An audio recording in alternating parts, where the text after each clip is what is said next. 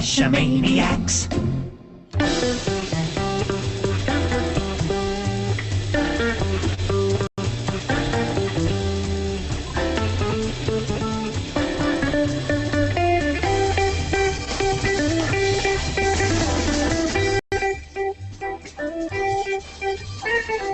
GeoGearHeads.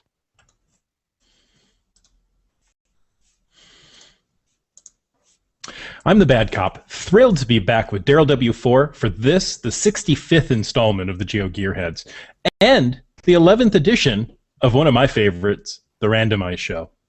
These are fun shows since we talk about several topics, most of them submitted by you, our audience. This time we have questions about the travel bug race, tips for weatherproof smartphones, and labels, and another method for device wet recovery of a wet device. Well, we're going to cover all that today. Yeah, we are. And all of that came from emails and Google Plus comments from our audience. Even though we're not doing a randomized edition next week, you can send us your messages at geogearheads@cashomaniacs.com or call into 206-350-3647. If you have any feedback or questions for us on any of these topics, next week, recording April 4th, we'll have our Caching Lights show about flashlights or torches, depending on your preference, for geocachers. Then on April 11th, we're talking about the T-Pod, a cool device which uses the heat from a T-light to charge something like a smartphone. So a couple of more interesting subjects for you to call or type in your messages. Certainly. Now, mark those dates on your calendars, and you can watch us record live on YouTube or Google+. We do this nearly every Thursday at about 6:10 Pacific, that's 9:10 Eastern. Now, for next week's show, that's actually going to be 1:10 a.m. Friday, the 5th, UTC. You know, you got those date lines there we got to work with. Now, these recordings are available right after we finish recording through YouTube. Or, if you like us, you can wait. Or if you're like us, you can wait and have the high-quality, lightly edited audio MP3 through the podcast feed. Now, Daryl, this show may not be lightly edited. This is going to be one of those nights, I think, which is cool because it's one of the randomized shows. That's right. But tonight's show is mostly that audience-driven feedback stuff, and we've had many of our other shows prompted by questions from our inquisitive audience. We're working on bringing many more subjects to you in the coming weeks, and we love hearing from you on what you'd like to hear about. Let us know on CacheFace, Google+, Facebook, Twitter, or through those old-fashioned emails that we actually like very much. But I think now it's about time we actually get to the first of those questions that came to us. Which came to us, shall we say, by an old-fashioned email? But I don't think so. I like email as well. This came to us from Minnesota Boy. A couple of questions concerning the TB race. Number one, do they need to be released, or can I just take it with me to events and have other cachers discover it? And number two, can I share the trackable on social media or make it available on the trackable page itself to get more discoveries, even though the person logging it never saw it in person? Well, Daryl, what do you think of those? Well, we'll start off with the first one, which is the easy and, well, I guess actually maybe not so easy one. We really don't want you to hang on to it. We want these to move. That said, we are following Groundspeak's guidelines for the travelers. If you want to hang on to it, you know, that's acceptable, but we really kind of frown on it and shake our fingers at you for it. The big thing is, if it is a trackable, let it go. There are some things like the name tags and the magnetic car things, you know, car labels, that kind of stuff. You know, tattoos, you're certainly not going to let those travel. So we understand if that's what you've got and want to use in the race, and that can be kind of fun too. But if it's a geocoin or something like that, we really would rather that it goes and travels, not that you're just going to take it around and pimp it out for discoveries. Exactly. So, Daryl, are you really saying if you love it, let it go? Yeah, And absolutely. if it I loves think you, that's it's a going to good come one. back. Okay. Well, I wouldn't count on it coming back, but Well, I'll let you know. I haven't even released mine yet. I'm holding on tight to mine, but soon I will release it. yeah, you're not going to get any points if you don't even take it to an event or anything. But I won't lose it. This is true. Well, and I was just looking at it. It looks like there's only 4 of these that have not been released yet out of the 33 total trackables. That's right. And it's still not too late. Go ahead and put your trackable in the race. Mine doesn't have any points, so there's a good chance you could even pass me. Yeah. Well, right now it's 0. It's pretty hard to not pass. Oh, Now, the second point on the tracking number on social media or on the trackables page, that's actually a violation of Groundspeak's terms of service, is what I'm told, for those trackables. When you purchase and activate the trackable, there's some terms of service that we're agreeing to, and I've been looking for it and haven't been able to find it. I do have a couple of emails into Groundspeak, and they're supposed to be trying to find the specific verbiage and where that is and getting back with me on it. But we have seen and heard many travelers where people have posted pictures to Flickr, posted traveler information to social networks like Twitter and Facebook, and had those locked. But even more than that, about 5 years ago, maybe 6, there was a big ordeal with podcasts where a couple of podcasts, including the original Cachemaniacs, had put out some travelers in the shows, and those got locked because they don't want those virtual discovery logs. So any virtual discovery log is technically against the terms of service. If you don't have the trackable in your hand, you are not supposed to discover it. that's right. But that doesn't mean you can't mail it off to friends, mail it off to somebody who's going to take it to an event or release it. That's all, well and good. But you're not supposed to put them out on social media or web pages and let them be discovered that way. Yeah, so if you wanted to go and test the QR code like I did for my name tag, that technically isn't allowed. So I deleted that pretty much as soon as I got my test discovery logs in. So if don't put the QR codes out there, because that could get your trackable locked. And when that happens, my understanding is you have to go back and manually delete all of those logs, and then prove to Groundspeak that you've deleted the logs and any occurrence of that on the web, or however they want that. But again, we don't have the official word from Groundspeak yet. We're still waiting on that. But that's what has happened to us in the past. So just don't do it. I always wondered what steps of mitigation had to be done in order to unlock a trackable. Yeah, and I don't know. It probably goes more case by case, because my understanding from Groundspeak is they do take each case on a consideration on consideration on its own, depending on what it was. If someone else went out and put your tracking info out there, they're probably going to be a little bit more lenient if you did it yourself. Right. Now, another note on the travel bug race is I did go through this weekend and sent out a bunch more notices to people who didn't have all of their information, especially tips on their trackables. I'm going to do another check in a little while, and if anyone in that race who's received one of those emails from me doesn't have their information on there, I will be deleting those from the race. So make sure that you're in compliance with all of that stuff.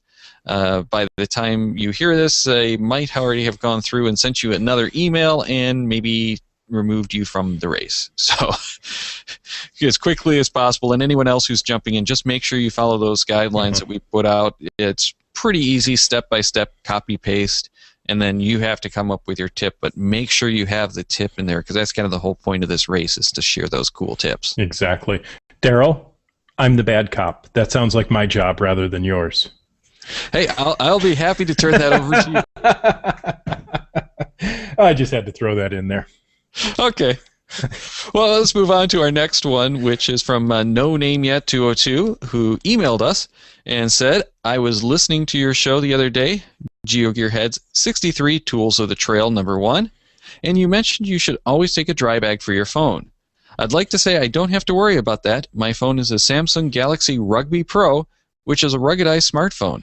That is, the phone is resistant to dust and is able to be submerged in under 3 feet of water for 30 minutes before any of the internals get wet, assuming you have the charge and headphone ports closed.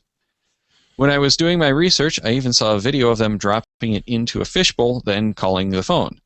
I figure this phone can withstand the random rainstorm until I get back to my car if it has to. As far as GPSR performance, it is not as accurate as my GPSR, a Magellan GC, but it usually gets the job done for most of the caches I hunt. Being a phone, accuracy can vary depending on tree cover, nearby buildings / structures, etc., etc. Just thought I'd give you guys some food for thought. Mm-hmm. Now, when I got my phone wet, I was in a rainstorm for 4 hours. So, I look at it and say, yeah, it can be under 3 feet of water for 30 minutes, but what does that equate to in a wet pocket for 4 hours?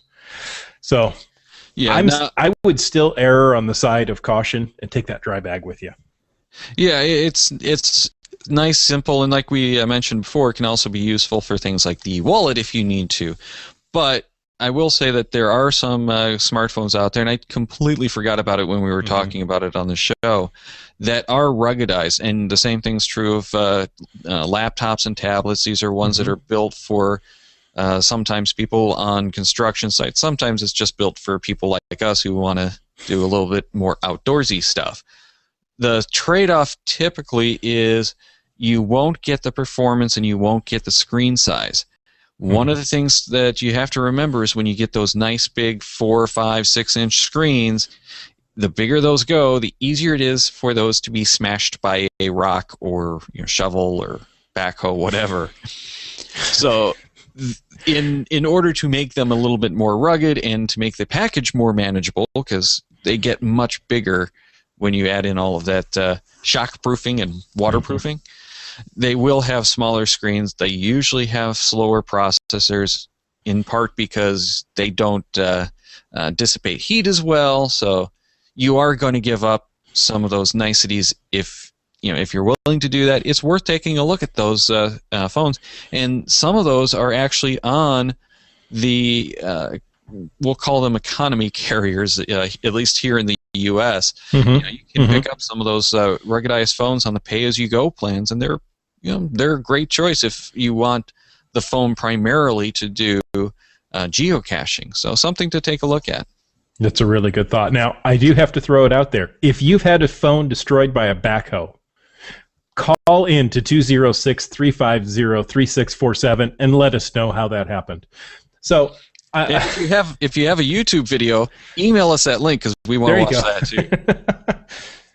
Oh, I've had telecommunications line destroyed by backhoe. We call it backhoe fade, but not a personal device. Well, we'll hope that remains the case. So, I think this falls true for ruggedized phones as well as ruggedized cases for phones or tablets. That if you take them out with you, it's good to have that ruggedized case, but it becomes a big heavy unit at that point. Oh, absolutely. And it does get worse usually with the cases than with the phones that are built that way. You'll get much larger with a case that's added on to an existing phone to try to protect it than if it's all built to be protected. That's true. But the advantage of doing it with those cases is you can pull it out of that case for your day-to-day stuff, and you're not carrying around this big, bulky, heavy phone. And if you do happen to destroy that case, but the phone's okay, you just go out and get another case. Exactly. And those cases tend to make a spotty GPS even worse anyway. Then, if you part your hair the wrong way, you're not going to find the satellites.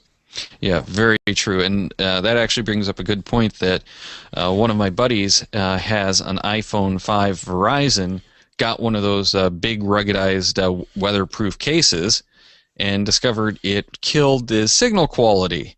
So he had no voice calls. He could do data, but voice calls got all garbled and dropped out completely at times. So they will interfere with signals, not just GPS, but with any signal, and you want to make sure to be able to return that case and test it thoroughly before the return period is over.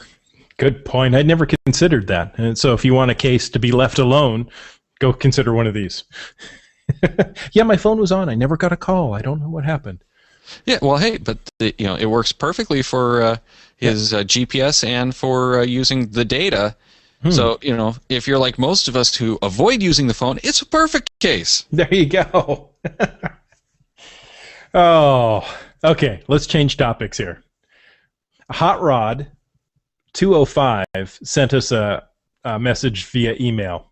Here's an affordable way to print your own weatherproof Munsies. Avery makes Avery makes weatherproof labels. That's Avery number 15513, and they're stocked at Office Depot. If you use a laser printer to print them out, they last a long time. I've placed several in places with full exposure to sun and rain, and they're like new after a year. The adhesive hasn't started peeling either. You can see the photo he put on, placed as an experiment on the west-facing side of a lamp skirt. So it gets full afternoon sun, and it's been deployed for over a year, and it's still like new.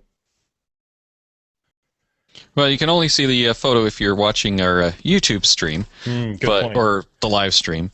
But it is a very visible sticker, and I do like that because it is readily available. But one of the things that I found through all of my testing is generally the color laser printers work the best, and that's because most color laser printers actually use a type of plastic as their toner. So when it's melted, it's actually forming a little hard plastic coating on the page that lasts better than either the graphite of a black and white laser printer, which still lasts better than usually inkjets do. Inkjet, yeah. But the media that you're printing that onto makes a huge difference. We had some media that the laser toner just wouldn't stick to in the elements. Others, it stuck like glue and wouldn't come off if you scratched it off. And then inkjet stuff, we actually had the adventure paper from National Geographic, which is almost a vinyl. And that was actually this paper that we had that worked the best. It didn't fade as much as any of the other medias, but because the ink actually sinks in and kind of sticks to the plastic, that stuff really worked well. But it's not a sticker, so you still have to come up with an adhesive that's going to work. So I'm really interested in checking these out and trying that out. Unfortunately, I don't have color laser anymore, so I can't really try that out. But the black and white, should work just fine. Mm-hmm. So I didn't have a chance to look these up. I don't know if they're a specific size label or it's a full sheet of weatherproof labels that you can cut up.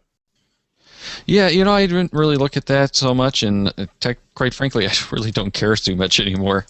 I just usually cut them up no matter what, because even if it is the labels, they're not usually the size that I want. Exactly. But I just did look it up, and they are 2x4s, which makes it just about perfect for a Munsie. Exactly. I did the same thing. So, yeah, 2x4 would work really well. You could probably get 2 Munsies on there very effectively. Well, yeah, if you want just a QR code, you can put 2 on there, but I'm thinking more, and we're not talking about these just for Munsies. This is QR codes for whatever you might do. If you're looking to do some kind of labeling for a multi-cache or something like that, this is something that you really want to look at doing, is a good, durable sticker. And if you're going to go and do that, you're going to probably want some kind of camo labeling around it that's still going to give a clue that this is for cachers. Department of Cache Recovery or something like that. There you go. Whatever you want to do, you kind of mask it a little bit and make it an interesting hide. Put that around there and make it a little bit more appealing and a little bit better camo, and that's going to be perfect because you've got the space above or below, depending on how you want to do it, your square QR code. Yeah. Now, when you mount these things, it's important that they're mounted on a flat surface. You can take a sticker and put it onto a pole of some sort, a rounded pole, and it will stick just fine. But many phones will not read that slightly rounded QR code. Yeah, very good point. If it's a very, very wide pole and a very small QR code, you can sometimes get by with that. Right. But in general, make sure that you're on as flat a surface as possible when you're applying a sticker, because phones can't read around corners. Well, the QR code is no longer square. It's slightly concave or convex, depending on how it's mounted. And the QR reader just can't cope with that. So with that, why don't we move on to our next bit of feedback, which kind of gets back into the phones. And this is from Team DAAK, who emailed, "Hi, and I really enjoy listening to your shows. Each episode is crammed with lots of information, but all too often I don't get to listen to them But all too often I don't get to listen to them as often as I'd like." Well, Team AAK, sorry. Hopefully you get to listen to this quickly, and thank you for that. So he continued, "I just listened to GeoGearHeads Beta 40, Wet Device Recovery, and I had a comment. Like many before, I've dropped my phone in the toilet and even walked into a lake to detrailer a boat with my phone in my pocket. These were both pre-smartphones, but still an issue. When I walked into the water with my phone, I took the battery out of my phone as quickly as possible, then shook and blew the water out, then simply laid the phone on the hot dash of my truck in the sun while I went boating. Another trick that I know I used is to put the phone in a regular oven, not a microwave oven, with a temp set at about 150 degrees Fahrenheit, which is the lowest that it could go. I would let the phone bake for an hour or so, and it was fine. Do you know what kind of success rate there is with the dash oven or a regular oven? How about combining either with a rice bath as well?" Well, I haven't tried it. Now, when you're sticking anything into a heat source to remove water, the water is going to evaporate. But the problem is, if you're walking into a lake or into a toilet, there's going to be residue left behind. I'm sorry, you won't be walking into a toilet, will you? If your phone drops into a toilet. Oh, I should listen to myself more often.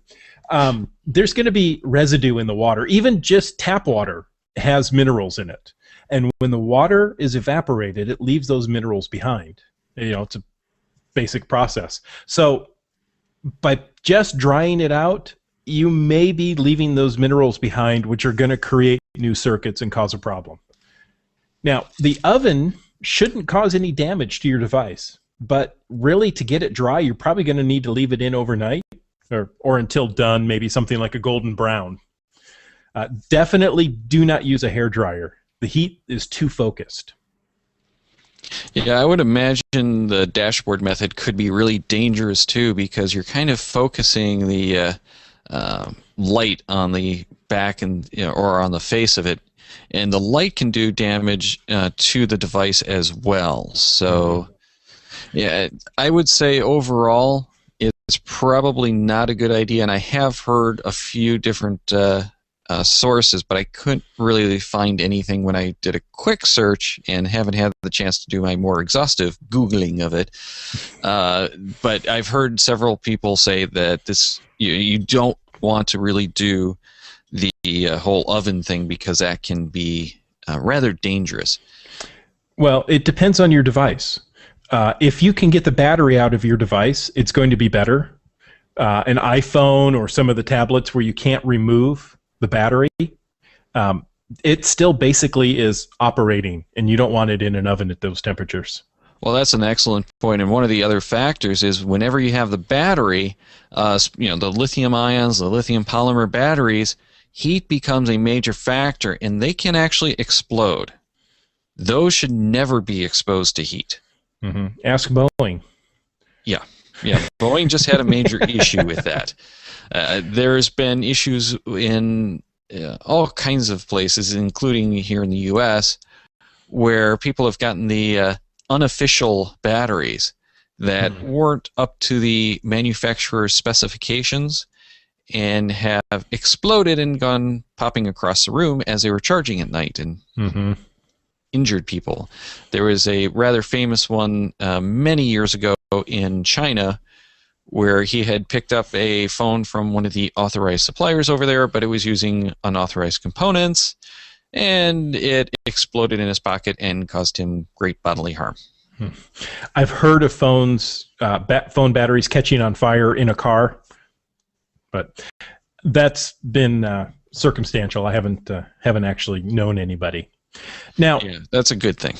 Combining it with a rice bath, this I think is very interesting. Now, if you did this in the dashboard of your car, if you had Tupperware or some sort of container you could put rice in, stick your phone in, and the phone didn't make contact with the light coming in, that may actually be a decent option.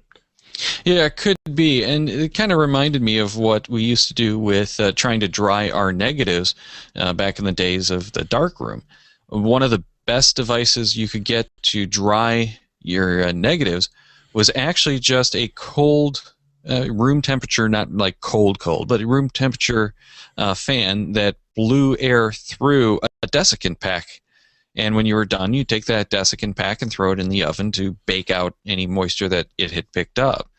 So, yeah, you know, that could be a really good solution. And I think if you got that airflow going, it could help even more. But the key is you really need that dry air to get the moisture out. Now, don't toss a modern desiccant pack into a oven to try to dry it out. They're not like that anymore. No, you don't want to do that. No, the desiccant pack you get with your TV or any electronic device, it's great if you want to stick it into a cache, but once it gets moist, throw that thing away. Don't try to save it. Yeah, the silica desiccant packs are not made to be reused. Right.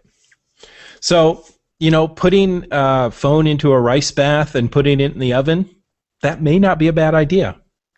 However, we're not going to take responsibility if you destroy your phone. Yeah, we'll go with we defer to your googliness to see if you are willing to put up with any risks. But there you go. Know, like we've said, most of the time when you get your phone wet like that, you're just going to write it off. It's a matter of what can you recover from it before you go and get your new phone. Exactly. Well, I will say that the feature phones, as they were called, the pre-smartphones, were a little bit more resilient to that than a smartphone because they didn't have quite as much to go wrong with it. They didn't use as much power, you know, smaller screens, all that kind of stuff. So they were more resilient. And if you're really looking for a phone that's going to take the abuse, don't get a smartphone. Good point. Or get something to put it in. As we talked earlier in the show, get some ruggedized case to hold it. So, your choice, your call. Now, Daryl, I'm going to isolate a group of listeners and probably, you know, infuriate them, but I'm going to go with this anyway. We got a note from Apti on Google+. He says, "Good day from South Australia." And that's it. That's my Australian accent. That's all I'm going to do, unless we're talking about putting shrimp in a Barbie. And I understand that's offensive, so I won't go there. Yeah, good thing. Apti here. I'm frustrated with a lot of the poor quality hides going out there. Too much quantity and not enough quality. Is there a future for a ranking or rating system, or possibly a category where the find has to meet certain standards? Maybe an app where users give the cache a score for location, quality of hide, the journey, learning, and or overall rating. So what do you think about that, Daryl? Well, I think that that's largely what has stood in the way of the success of OpenCaching.com. The ratings ended up scaring people away because it was a little too complicated.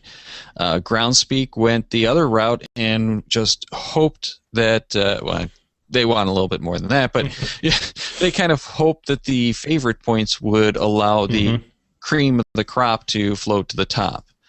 I really kind of do want more than just that, but the OpenCaching.com method doesn't seem to work right. So that doesn't seem like the answer. And what one person considers a good hide, another person may not. So, that I think the favorite points works decently. I'm not saying it's a perfect system, but I don't know if there is a perfect system. I think education is the solution. Educate the hider to what a good cache is, rather than just putting one out there because they can.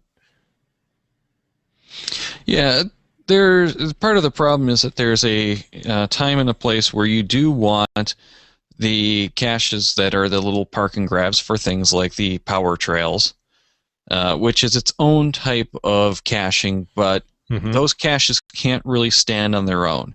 Right. They stand as a group of caches. That said, I still would like to see, something a little bit more interesting in a lot of those, but you're looking for something that's a quick and easy hide. Right.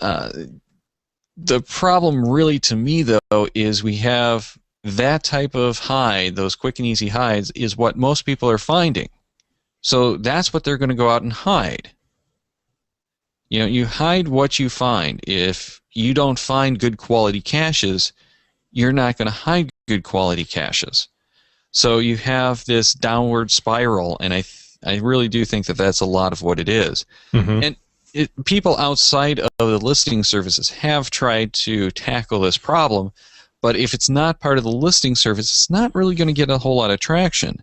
One of the services was a GC Vote that had tried it, and that was actually even built into at least one of the smartphone apps. And I think from what I've heard, it does have a little bit of traction in some areas and does help, but it's an external option that doesn't tie directly in. So because of that, you're not really going to get the involvement that you need to make something like that really work. Perhaps we could, Groundspeak could add a category of favorite points. I favored it for the location. I favored it for the quality of the hide or the type of container. Yeah, definitely something that we've talked about on some of the previous podcasts that we've done, like Cachers of the Roundtable. And I think in part, OpenCaching.com has kind of proven that that's a little bit too much work for people when they log. So, yeah, as much as I want that to happen, I don't know that it would work well. And I think it would probably be a little bit too easy to game, and we're definitely seeing a lot more gaming of the system in caching than we saw when I got started back in 2005. Yeah, that's true. That's true. And as you said earlier, there are reasons to put out certain type of hides. I mean, when I'm out and about, I'll pop up in my phone to see if there's a cache nearby. If it's a park and grab, that's great. I'll go get it. When you've got 15 minutes to burn between the meeting, you don't want something that's really clever and is going to stump you. You want something that you can just, run, grab. It's a quick, easy hide that's not going to give you any trouble. You're not going to get dirty and have to go to a meeting with, soiled hands. Right. Now, is that one that's going to get a favorite point? Not a chance. No. But it served its purpose at that moment. Right.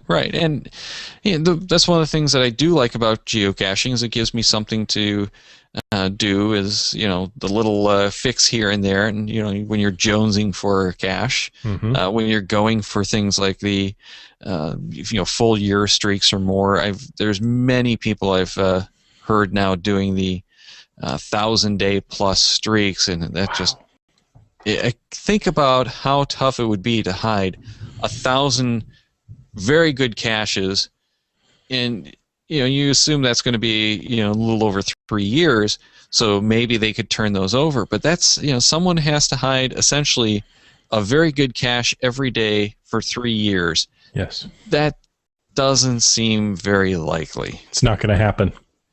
But if there weren't a high number of, I hate to say, low quality hides, you couldn't continue a streak like that.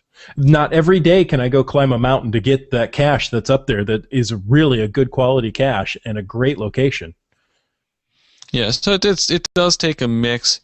I do agree that we're definitely leaning toward the quantity of lower quality caches rather than the higher quality caches. So I'd like to see that improve, and that's one of the reasons why we're doing a lot of the shows that we have done with, like Totally Tubular, WV Tim. Why I'm just drawing a blank on our guest that we just had on not too long ago, who has all those wonderful Earth caches. So we're trying to help give people some better ideas, and would love to hear any good ideas that anyone else has that might tip them off to get better caches inspired, or inspire better caches from other cachers. Yeah, this is one of those nights, isn't it? Wow. I'm glad it's not just me. Thanks, Daryl. You make me feel better about myself. Oh, you're very welcome. I do try. But yeah, it's not just a quick and easy fix and saying, hey, you need to hide better quality caches. Each cache has a purpose. And, what if I would go out and let my kids hide one of the caches? Hey, Dad, I really want to go hide a cache, and I want to put it here. This is a terrible location. But you know what? That's what they had their heart set on. Okay, we'll go ahead and hide the cache here. Well, and you look at it, too, as a learning experience. If they place the cache there and it gets muggled, they know, it's not a good location. But you have to do some of that trial and error. It's largely based on what people are finding, as I kind of hinted at before. So I think really what you can do, if you want to improve the quality of the caches in your area, go hide good caches. Mm-hmm. And that's not as easy as it sounds, but it will bring up the quality of caches in your area. And we're not talking about necessarily making difficult caches. We're talking about quality caches. They might be difficult. They might just be clever containers. It might be great puzzles. Whatever it is that you want to find, the better the quality of what you're putting out there, the more likely you are to get that back. Yes. Now, when I had a puzzle cache, and I've had a multi, and I've had several regulars, I'll tell you, the regulars get found so much more often. The puzzle cache would be found once every 10 finds of the regular cache, the traditional. That is very dependent on the regions. I've heard of regions where it kind of flip-flops and you're not seeing the finds on the traditionals because people want to find the multis or want to find the unknown caches. But in general, expect that a traditional cache is going to be found much more frequently than anything else that you can hide. Mm-hmm. Definitely. Now, we won't get into size of cache containers at all. I'm gonna avoid that topic. Because, size doesn't matter. That's right. That's right. Wow, you've been indoctrinated. Okay.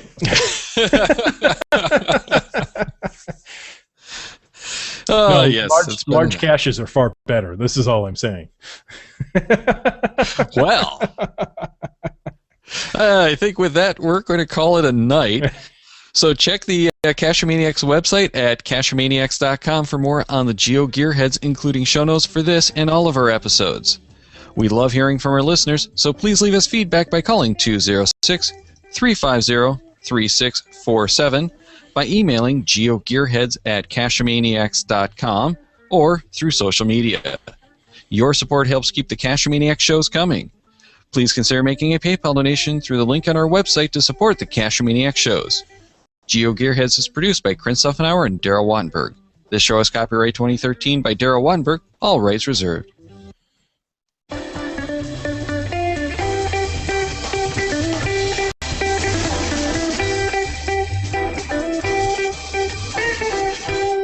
Cache with the Cache-A-Maniacs.